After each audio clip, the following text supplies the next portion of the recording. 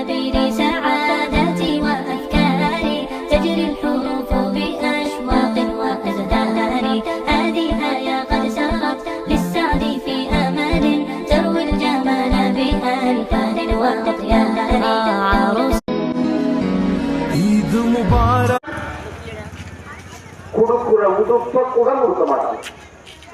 இன்றைக்கு பெண்கள் கணவன் இந்த ஆடையைத்தான் உடுக்க வேண்டும் என்று ஒரு வரையறை போடுகிற பொழுது இல்லை, நான் உன்னை ஆடைதான் எடுப்பேன், அதைத்தான் எடுப்பேன், அதை விட்டு நான் போக மாட்டேன்.